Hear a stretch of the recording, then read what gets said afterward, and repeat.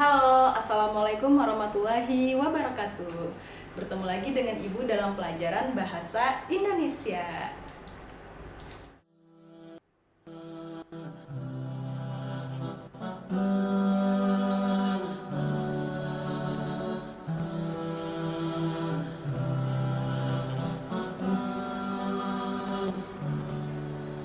Halo semuanya, hari ini kita akan belajar teks keempat yang akan kalian pelajari di semester 1 ini, yaitu teks eksposisi.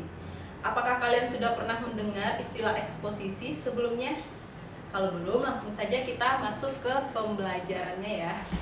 Dalam teks eksposisi ini ada beberapa poin yang akan Ibu sampaikan, yaitu yang pertama pengertian teks eksposisi, yang kedua tujuan teks eksposisi, yang ketiga ciri teks eksposisi, yang keempat unsur teks eksposisi, yang kelima jenis teks eksposisi, yang keenam struktur teks eksposisi, yang ketujuh kaidah kebahasaan teks eksposisi, dan yang terakhir langkah menulis teks eksposisi.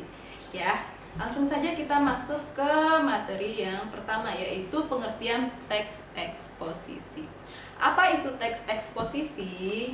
Nah, ini teks yang berisi pemaparan tentang sesuatu hal berdasarkan pernyataan penulis yang disertai alasan atau argumentasi. Jadi teks eksposisi itu identik dengan argumen. Argumen itu adalah pendapat. Jadi pendapat kita terhadap sesuatu permasalahan itu masuk ke dalam jenis teks eksposisi. Ya, itu pengertian dari teks eksposisi. Teks eksposisi adalah teks yang berisi argumen atau pendapat tentang sesuatu hal yang sedang terjadi. Lanjut yang kedua. Apa itu? Yaitu tujuan teks eksposisi. Ketika kita belajar tentang teks eksposisi ini, tujuannya adalah untuk menyampaikan sesuatu hal atau permasalahan agar dapat mengunggah pembaca berbuat sesuatu. Jadi ketika kita menyampaikan pendapat kita, itu pembaca akan bisa berbuat sesuatu dari apa yang kita sampaikan atau dari apa argumen yang kita jelaskan. Yang ketiga itu ada ciri teks eksposisi. Ciri teks eksposisi itu ada 3. Yang pertama, penjelasan pokok persoalan secara objektif. Kalau objektif itu sesuai dengan apa adanya. Kalau yang terjadi di lapangan seperti itu kalian sampaikan emang seperti itu, tidak boleh dilebih-lebihkan dan tidak boleh dikurang-kurangi. Terus yang kedua, gaya penulisan bersifat informatif. Kalau informatif berarti memberikan informasi kepada pembaca atau pendengar. Nah, yang ketiga, teks memuat fakta. Walaupun teks eksposisi ini berisi argumen atau pendapat, tapi harus ada juga fakta. Fakta ini bertujuan untuk membuktikan keabsahan atau keaslian dari pernyataan kalian tersebut. Jadi kalian tidak boleh asal bicara saja, ya. Terus yang keempat, apa itu? Yaitu unsur teks eksposisi. Unsur teks eksposisi itu ada 2. Yang pertama itu ada gagasan, yang kedua itu ada fakta. Kalau gagasan itu disebut juga dengan ide atau pendapat. Kalau fakta berarti kenyataan yang sebenarnya. Setelah kalian berpendapat, kalian lengkapi dengan fakta yang sebenarnya. Misalnya, kalian berpendapat tentang pandemi yang sedang terjadi di Indonesia saat ini. Nah, pendapat kalian itu dikuatkan oleh fakta. Faktanya itu bisa jadi dari uraian data positif corona itu berapa di masing-masing daerah. Itu ada faktanya, ya. Fakta ini biasanya didapatkan dari pendapat ahli atau hasil survei atau penelitian, ya. Yang kelima, apa itu yang kelima?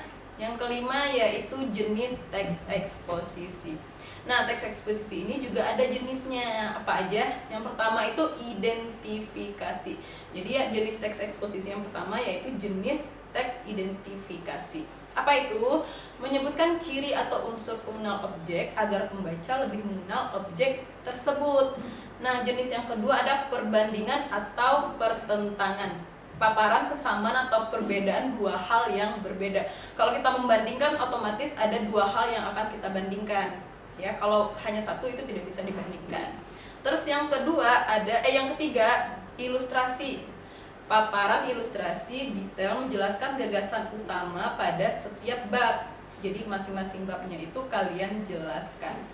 Yang keempat, klasifikasi, menampilkan pengelompokan sesuai pengalaman manusia. Klasifikasi itu pengelompokan ya. Terus yang kelima, definisi, paparan terbatas pada pengertian sesuatu hal. Jadi itu jenis teks eksposisi. Yang terakhir itu ada analisis, cara menanggapi subjek ke dalam komponen-komponennya. Jadi jenis teks eksposisi itu ada 6. Ada teks eksposisi identifikasi, teks eksposisi perbandingan, teks eksposisi ilustrasi, teks eksposisi klasifikasi, teks eksposisi definisi, dan yang terakhir teks eksposisi analisis. Untuk jenis ini bisa kalian temukan atau kalian lihat di LKS-nya ya. Itu ada pertanyaannya dan ada materinya juga tentang jenis teks eksposisi dan contoh-contohnya nanti ya. Terus yang keenam, kita masuk ke struktur teks eksposisi. Jadi setiap kita mempelajari tentang teks, apapun jenis teksnya itu pasti ada strukturnya, dan masing-masing struktur teks itu berbeda. Persamaannya adalah struktur teks itu tidak boleh diacak letaknya, harus secara teratur. Nah, untuk teks eksposisi, struktur yang pertama yaitu ada tesis. Yang kedua itu ada rangkaian argumen. Yang terakhir itu ada penegasan ulang. Nah, untuk tesis itu adalah pengenalan isu, masalah atau pendapat umum mengenai hal yang dipaparkan. Jadi bagian tesis ini bagian pembuka atau bagian awal, paragraf awal kalian itu berisi pengenalan isu tentang sesuatu hal yang sedang terjadi. Nah, di bagian rangkaian argumen itu kalian sertakan pendapat kalian yang ditambah dengan fakta-fakta pendukung. Yang di bagian terakhir ada penegasan ulang, yaitu perumusan kembali secara singkat. Nah, struktur yang 3 ini tidak boleh terbalik letaknya. Misalnya kalian letakkan dulu penegasan ulang di awal, itu tidak boleh, harus teratur ya.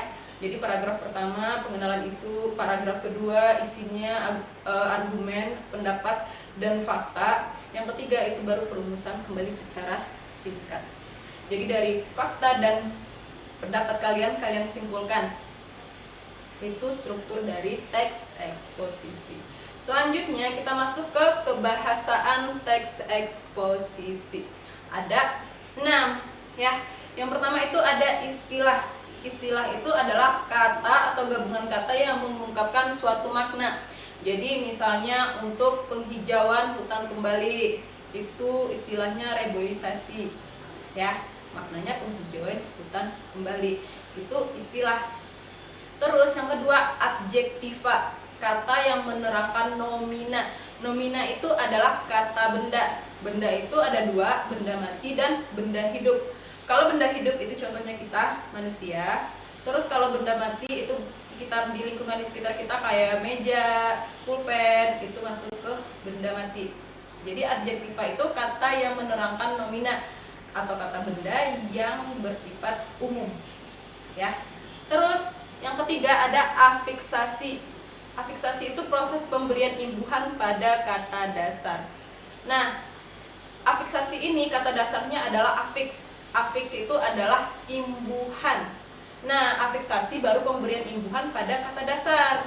Misalnya, kata dasarnya tanggung jawab, diberi imbuhan atau afiks per an, maka jadinya pertanggungjawaban. Itu namanya afiksasi, pemberian imbuhan pada kata dasar ya. Nanti ada lagi jenis afiksasi, itu ada sufiks, infiks, konfiks. Itu tidak usah kalian pelajari, nanti kalian pelajari di kelas 9. Jadi kalian cukup tahu aja kalau afiksasi itu adalah proses pemberian imbuhan pada kata dasar ya. Terus yang keempat yaitu verba atau kata kerja. Kalau kata kerja misalnya kalian melakukan sesuatu, makan, minum, itu masuk ke verba atau kata kerja. Verba itu ada verba transitif, ada verba intransitif ya. Terus yang kelima ada pronomina, ada kata ganti. Kata ganti itu ada 3. Ada 3 juga jenisnya. Yang pertama kata ganti orang pertama, yang kedua kata ganti orang kedua, dan yang ketiga itu kata ganti orang ketiga. Kata ganti orang pertama aku, saya, terus daku itu masuk ke kata ganti orang pertama. Kalau kata ganti orang kedua berarti dia, dikau gitu. Kalau kata ganti orang ketiga itu misalnya mereka, itu masuk ke kata ganti orang ketiga. Selanjutnya yang terakhir yaitu konjungsi atau kata hubung. Kata hubung tidak boleh mengawali kalimat dan tidak boleh ditulis dengan huruf kapital, ya. Nah, itu untuk kebahasaan teks eksposisi. Selanjutnya kita masuk ke langkah menulis teks eksposisi. Yang pertama, tentukan dulu tema dari tulisan kalian tersebut. Misalnya temanya apa? Setelah itu merumuskan tujuan penulisan. Yang ketiga, mengumpulkan data. Yang keempat, membuat kerangka-kerangka karangan. Yang kelima, mengembangkan karangan tersebut. Dan yang terakhir baru memberi judul. Judul ini di bagian akhir saja ya, karena semakin menarik judul yang kalian tulis itu semakin banyak menimbulkan minat dari para pembaca. Itu langkah menulis teks eksposisi. Jangan lupa dikerjakan kuis 1 dan kuis 2-nya ya. Untuk videonya ibu cuma bikin 1, tapi video ini akan berguna untuk menjawab pertanyaan di kuis 1 dan kuis 2. Oke, sekian dulu pembahasan pada hari ini. Semoga apa yang ibu sampaikan dapat bermanfaat untuk kita semua. Jika ada kata-kata yang salah, ibu mohon maaf. Ibu akhiri dengan Assalamualaikum warahmatullahi wabarakatuh.